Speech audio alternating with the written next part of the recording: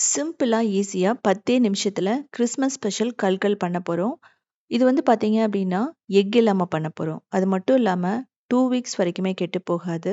குழந்தைகளுக்கு ஸ்நாக்ஸா குடுத்து விடலாம். டீ, காஃபிக்குமே நல்லாருக்கும். இதுக்கு 1 கப் மைதா, 1/4 கப் ரவை, ஏலக்காய் பொடி, நெய், அதுக்கப்புறமா ஒரு 1/3 கப் பவுடர் சுகர் போட்டுக்கலாம். இத போட்டுட்டு நல்லா மிக்ஸ் பண்ணணும். நீங்க மைதா பிடிக்கலன்னா கோதும மாவு போட்டுக்கலாம். நான் சிரோட்டி ரவை ஆட் பண்ணியிருக்கேன். நீங்க நார்மல் ரவையும் ஆட் பண்ணிக்கலாம். இப்போ தேவையான அளவு தண்ணி ஊத்திட்டு, நல்ல ஒரு டைட்டான மாவு மாதிரி கொண்டு வந்துருங்க. ஸோ அப்பதான் நம்ம ஒரு 10 மினிட்ஸ் அப்படியே வச்சிருக்கும்போது அது சாஃப்ட் ஆகும். நீங்க ரொம்ப லூஸா பெசஞ்சிட்டீங்க அப்படின்னா, ரொம்ப ரன்னி ஆயிடும். அதுக்கப்புறம் அந்த கிரிஸ்பினஸ் வராது. இந்த அளவுக்கு இருக்கணும். ஸோ இத மூடி அப்படியே வச்சிடலாம். ஸோ நான் கிறிஸ்மஸ் ரெசிபீஸ் வந்து பார்த்தீங்க அப்படின்னா, கிட்டத்தட்ட ஒரு 10 ரெசிபீஸ் போட்டிருக்கேன். எல்லாமே வந்து பார்த்தீங்கன்னா, ட்ரெடிஷனல் கோவா ஸ்பெஷல், கோன் ஸ்பெஷல்னு சொல்லலாம்.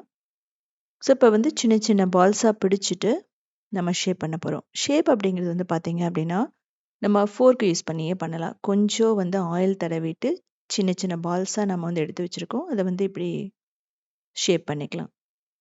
இதுக்குன்னே வந்து நீங்க மோல்டு இருக்கு. அதெல்லாம் வாங்குறதுக்கு அவசியமே இல்ல. ஓரளவுக்கு லைட்டா ஃப்ளாட்டன் பண்ணிட்டு எட்ஜஸ மட்டும் சீல் பண்ணிடுங்க. இல்ல அப்படின்னா அது கொஞ்சம் பிரிஞ்சு வர்ற மாதிரி இருக்கும் ஃப்ரை பண்ணும்போது.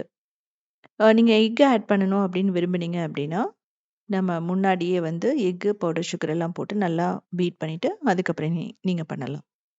இது ராகிலயும் பண்ணலாம். மில்லட் தான் பிடிக்கும் அப்படின்னா அதுலயும் பண்ணலாம். இல்ல கொஞ்சம் டெசிகேட்டட் கோகோனட்டும் நீங்க போடலாம். ஸோ உங்களுக்கு எந்த ஆப்ஷன், என்ன ஃப்ளேவர் பிடிக்குதோ அத போட்டுக்கலாம். நான் ஏலக்காய் பொடி போட்டிருக்கேன். நீங்க வந்து வனிலா எசன்ஸ் கூட போட்டுக்கலாம். ஸோ முதல்ல எல்லாமே நீங்க வந்து ரெடி பண்ணி வச்சுருங்க. ஸோ நீங்க வந்து ரொம்ப லூஸா பெசஞ்சிட்டீங்கன்னா, ரொம்ப பிரச்சனை என்னன்னா, சுகர் வந்து நல்லா இருக்காது. அதோட சேர்ந்து மிக்ஸ் ஆகாது. அது மட்டும் இல்லாம, இப்படி நம்ம ஷேப் பண்ணும்போது, அந்த ஷேப் வந்து அதாவது ரொம்ப ஒட்டுன மாதிரி ஆயிடும். அதுக்கு தான் நம்ம மாவு கொஞ்சம் டைட்டா பிடிக்கணும்னு சொன்னேன். இப்ப நல்லா சூடான எண்ணெயில போட்டுட்டு, லோ மீடியம் ஃப்ளேம்ல தான் நீங்க ஃப்ரை பண்ணணும். அப்பதான் அந்த கிரிஸ்பினஸ் வரும். எண்ணெய் கண்டிப்பா சூடா இருக்கணும். அதுக்கப்புறம் நீங்க லோ மீடியம் ஃப்ளேம்ல வச்சுட்டு, நல்லா கிரிஸ்பியா கோல்டன் பண்ண வர வரைக்கும் ஃப்ரை பண்ணி எடுக்கணும். இதுக்கு ஒரு 3 நிமிஷம் தான் ஆகும். நல்லா ஃப்ரை ஆயிடும். 3 to 5 மினிட்ஸ்ல. இது வந்து பார்த்தீங்கன்னா, ரொம்ப நேரம் நீங்க ஃப்ரை பண்ணீங்க அப்படின்னா, ரொம்ப ஹார்டான மாதிரி இருக்கும். அதே சமயம் ஹை ஃப்ளேம்ல பண்ணும்போது ப்ரவுன் ஆயிடும். ஏன்னா நம்ம சுகர் போட்டிருக்கோம். இன்கேஸ் உங்களுக்கு சுகர் எல்லாம் பிடிக்காதுன்னா, 2 ஆப்ஷன் இருக்கு.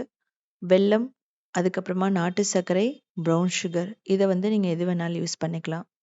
இது காரம் வேணும் அப்படின்னா, நான் இதே மெத்தட்ல நான் காரம் ரெசிபியும் போட்டிருக்கேன். அதுவுமே நல்லாருக்கும். ஸோ உங்களுக்கு பார்த்தீங்க அப்படின்னா, அந்த ஆயில் எல்லாம் அப்சர்வ் பண்ணாம பெர்ஃபெக்ட்டா நம்ம ரெடி ஆயிடுச்சு. எடுத்தோனே நம்ம ஒரு டிஷ்யூ பேப்பர்ல போட்டுடலாம். அதுக்கப்புறம் ஆற வச்சுட்டு ஒரு ஏர்டைட் கண்டெய்னர்ல போட்டோம் அப்படின்னா, நம்ம வேணுங்கிறப்ப குழந்தைகளுக்கு குடுக்கலாம். இதே மாதிரி யூனிக்கான ரெசிபீஸ் வேணும்னா, நீங்க உத்தமி கிச்சன ஃபாலோ பண்ணலாம். கிரியேட்டிவ் வேர்ல்ட்னு இன்னொரு சேனல் இருக்கு. அது மட்டும் இல்லாம சவுத் இண்டியன் ஃபுட்ஸ்.inங்கிற வெப்சைட்டையுமே ரன் பண்ணிட்டு இருக்கோம்.